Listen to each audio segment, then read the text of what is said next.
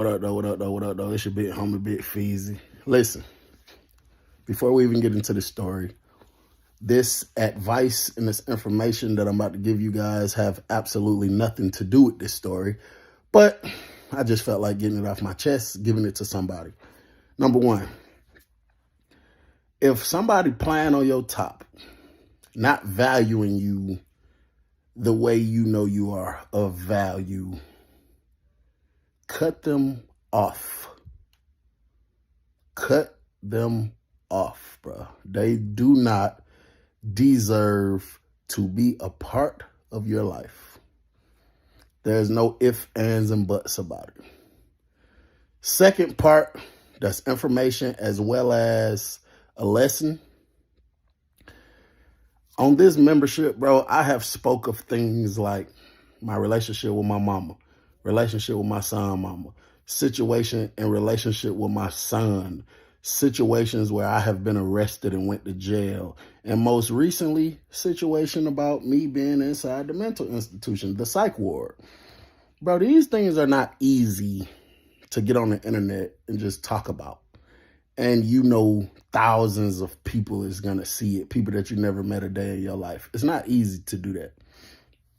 So when I'm open enough to do it, and then there's a situation where people use that against you, and people speak to you as if your value declined because because you're being honest about it. And it's like, bro, how many of us go through this shit? How many motherfuckers ain't got good relationships with their mama? How many niggas can't see their kids because they baby mama stupid or whatever she got going on? How many motherfuckers have been to the psych ward? How many people, trying to rekindle relationships with their siblings? You know what I'm saying? So, bruh, I'm a regular nigga. I'm a regular human, bruh. But I have had people, especially this mental institution shit, I have had people in my personal life try to use that against me, that I came on here openly talking about it on some shit like, you know what I'm saying? Like trying to handle a nigga any kind of way. So, I just wanted to tell y'all, bro, keep y'all personal life personal. Keep it private, bro. Anything you got going on in your life that's personal, keep it private, bro. Stop telling people about your personal life. So the last piece of information I'm about to give y'all, bro, I'm officially not talking about my private personal life on this internet no more, bro. No more. You will never hear me tell y'all about a female I'm dating, about the status of my son. Nothing got to do with my mama. What's up with my brothers? If I go to jail, I never talk about it, bro. I'm just not doing that no more, bro. So keep y'all private life private, bro, because people, goofies, they'll try to use it against you one day and have you looking like a fucking idiot. You know what I'm saying? So I just wanted to tell y'all that, bro. But anyway, we're going to jump right into this. Kairos. I don't know if I ever spoke of Kairos before. I don't think I have, because I feel like that's something that I would remember. But let me tell y'all about what Kairos is. Kairos is something that comes around in the prison once a year, and all of the people that's in Kairos, they call you out the dorm. You go to the multi-purpose room, and there's a lot of people there, a lot of Christian people. And y'all sing, y'all break up into different groups, y'all talk about God, y'all read the Bible, they teach y'all, they be having preachers there. And I hate to say it like this to make it seem like this is the best part of Kairos because, ain't nothing bigger than God, of course. But for niggas in prison, serving life sentences and doing 10, 20 years, one of the niggas' most favorite part of Kairos is the food.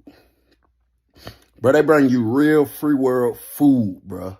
Like they literally might come in that bitch with 6 pans of fried chicken, 2 pans full of mashed potatoes and gravy, 2 pans of corn, 3 pans of different desserts, 1 pan of steak, 1 pan of some vegan type stuff for the people that don't eat meat, and it be good as hell, bro. So it takes a lot to get into Kairos. once you officially get in, it's you good. Every year they come, no matter what prison you at, they gonna let you go. And bro, it's kind of on some, kind of reminds you of like a damn fraternity or something at a college, because like I say, it ain't just that easy to get in. You got to go through a lot of stuff with the chaplain. You got to get approved through the chaplain. You got to fill out some stuff. And then sometimes, like, you might sign up for it and never get approved somehow. But for the people who do, they highly appreciate it. So I think I was trying to get into Kairos once for like, bro, probably like 2 years straight. When I finally found out what it was, I was trying to get into Kairos for like 2 years straight. And it'd be the same people coming. Sometimes it'd be new people, but for the most part, it'd be the same people coming. And bro, I'm trying to get into Kairos, trying my best to get into Kairos. They was not messing with me, bro. Because I think it got something to do with your write-ups too, your DRs. And, you know, I think that's kind of crazy, because if this is a faith-based thing and y'all just trying to teach us about God and, you know, let us know, like, no matter what situation you in, clearly, which is prison, you know, don't forget about God, don't blah, blah, blah.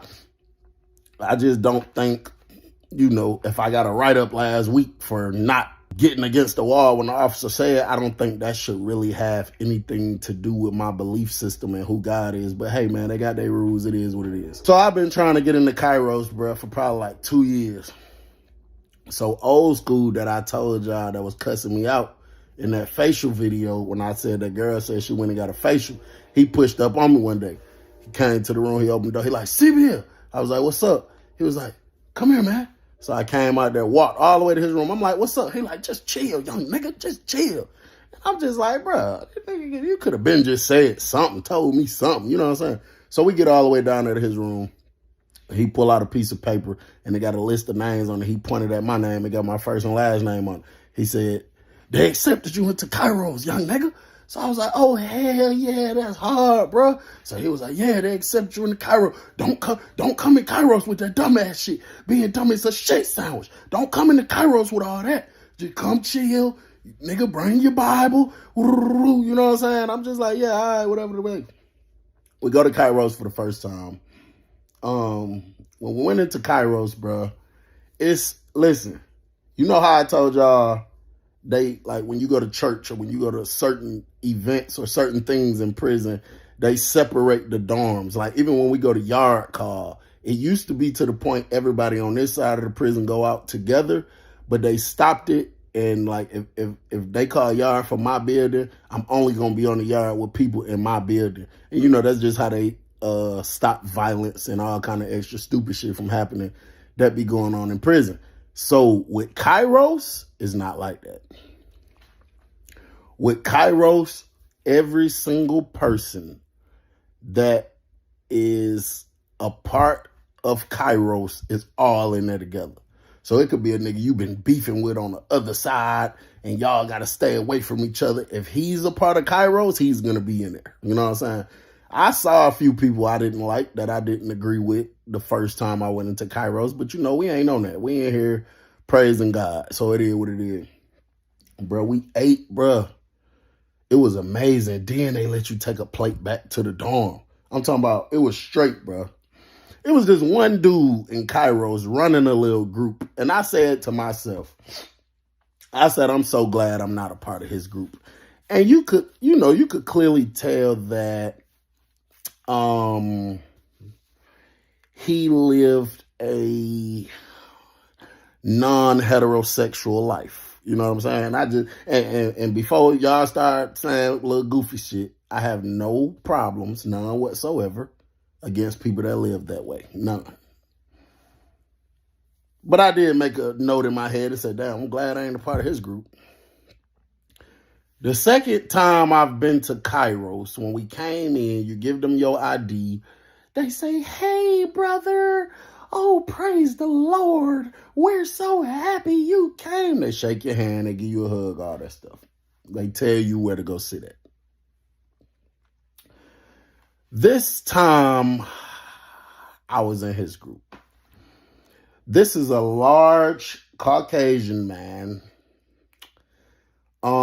He probably looks like, far as the body, we ain't talking about the face, the hair, none of that. The hair was a Johnny Bravo type of hairstyle. The body, Big X the plug times 2. Put 2 of Big X the plugs together. And that was him. Go to the group. It's like 12 of us at this table, but it's a lot of people from the prison. The multi-purpose room is full of people. I sit down at the group. The man tell us he's new, doing Kairos, and he wanted everybody to tell him, what's your name and your favorite fruit.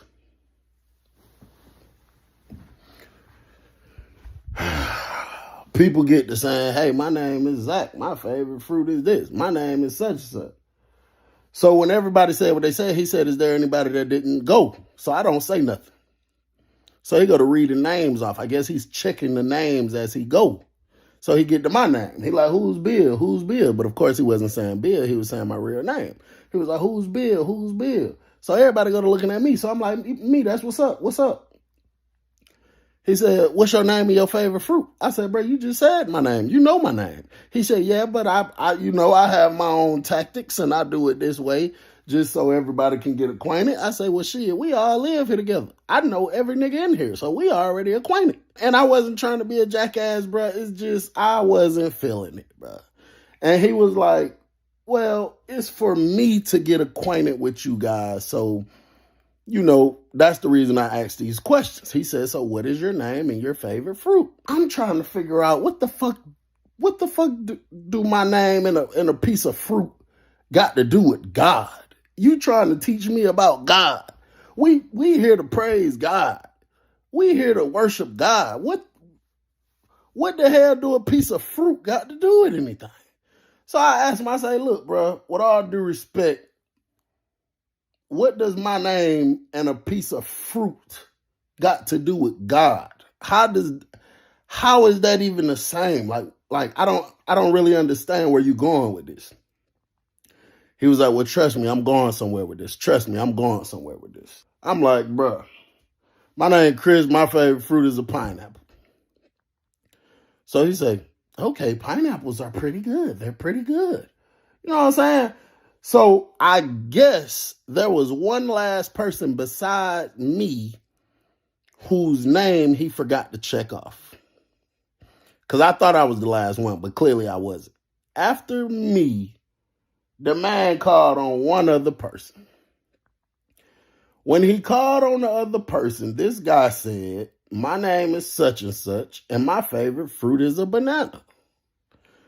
The instructor nigga that's supposed to be a preacher and teaching us says, ooh, bananas. Those go into a lot of things. So I was like, man, I ain't got time for this bullshit, bro. So when I said I scooped my chair out, I'm really finna get up and go over there to the lady because it's an older lady and she like over all of this. I'm finna tell her like, bro, put me at another table, bro. Put me around somebody different, bro. When I scooted the table out, I was like, bro, I ain't got time for this shit. He looked at me and said, I was talking about food. I don't know where your mind is going, but I was speaking of food. And a lot of people at the table started laughing. You know what I'm saying? Shit wasn't funny to me, bro, because it's like, bro, I already don't agree with, you being the teacher.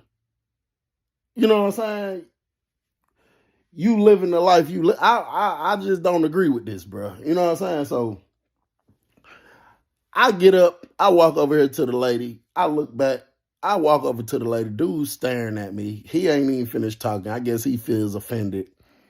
I go over here. She like, hey, brother, how are you? I was like, ma'am, I'm okay. But listen, bro, can you please, I'm begging you. Can we swap somebody out, please? Can you put me at another table? So she like, what's wrong? What's going on? I was like, it ain't much going on, but I just want to move. I don't want to be at that table no more. I'm a tad bit uncomfortable at that table. Next thing you know, the instructor dude, the preacher, whatever the hell he thought he was, he comes twitching and switching over there. So he gets over there. He tell her, yeah, and I think Bill is is acting a certain type of way. I really feel offended. I think he's picking on me and he's saying little stuff because of the life I live. I said, bro, listen, bro, ain't nobody saying nothing about no life you live. I'm uncomfortable, bro. You talking about bananas and they go into a lot of things and you twitching and switching. You got shit on your lips. You a little too much dip on your chip. You a little too feminine. Bro, and you feel me? I told him straight up, I said, bro, I have nothing against that. If that's how you want to live your life, I promise you it does not bother me at all. But what does bother me is, bro, you ain't finna come in here and tell me you no preacher, nigga, and be talking to me and teaching me about God and this the way you live. You not finna do that. I ain't gonna lie. The nigga did make a point. And only mature people would understand this. He said, are you a sinner? I said, of course. He said, so if it was a person that was heterosexual up here, but you knew for a fact that he's a murderer and he cheats on his wife and he's a thief, would you respond to him the same way? And I sat back and thought about it. And I had to be honest at that point of my life. I probably wouldn't. I probably would have listened to him. And he told me, God looks at sin all the same. He said, I know I'm wrong, but at the same time, this is how I was born. So God is going to accept me into the kingdom just the way I am. It ain't no, you know what I'm saying? But he was like, but I do know I'm wrong. But at the end of the day, this is how he made me. So technically, I'm not wrong. And I was just like, hey, man, you feel me? Like, yo, ass tweaking, folks. And he was just like, do you think any sin is greater than the other? And, you know, me growing up the way I grew up and from what I understand, from what I studied, in the eyes of the Most High, no sin is greater than the other. If I go kill somebody right now and a married man go cheats on his wife right now, in my opinion, I think the Most High looks at us kind of in the same light. You wrong, nigga. I told you don't do that. You did it anyway. You know what I'm saying? So it made sense. And I told him in front of her, I said, I understand what you're saying. It fully makes sense. But, you know, I'm just at a point in my life mentally right now where I'd rather move to another table. I don't want to be at your table no more because that bananas go into a lot of things, shit. I will never look at you and think you wasn't on no weirdo shit. And ain't no way you finna be in here talking about God after saying that. And that man gonna say, banana pudding, banana sauce, banana. He was saying all kind of shit that bananas going to. I said, ma'am, please, can you please, I'm begging you, please let me go to another table. So she let me go to another table. They took somebody that was at the table I went to and put them over there with dude. And we had there's something else I forgot to tell y'all. They give you these things you put around your neck. And there's like a laminated card and it got your real name on it. And then on the back of it, it say Kairos. And I think it might say like a little prayer or something like that on there. So I'm at the table, I'm participating. We have a good time and everything. We leave Kairos. Once we leave in Kairos, the lady called me over there. So I go over there. I'm like, what's up? And she was like, well, you know, we don't discriminate. We don't pick on nobody here at Kairos. You know, judgment is up to the Lord. That's not our job. Our job is just to inform and pass the word. I'm like, absolutely. I 100% agree with you. And she was like, so I'm sorry to tell you, but I'm going to have to take your badge. I need that badge back. You're officially no longer a part of Kairos. And I was like, why? She was like, well, you know, one of our instructors feel as if you were, you know, picking on him based off the life he lived. I said, bro, I never picked on nobody. I'm just saying, like, the shit is just weird, bro. You know what I'm saying? And she was like, yeah, well, I understand completely what you're saying, but, you know, it wasn't my decision. If it was up to me, I'd have let you stay, but it was a collective amount of votes or some shit. And she was like, they all agreed to kick you out of Cairo, so you got to leave. You got to give me your badge. Nah, I took that damn stinking ass badge off and threw it on the floor and left out and walked out. And when I was walking out, she gonna say, the good Lord's gonna get you for throwing that badge. Bitch, you act like I threw the Bible. I threw a badge. Hey, do the right thing. It's your boy Bill. I'm gone. Yeah, I like this one. Yeah. What the fees?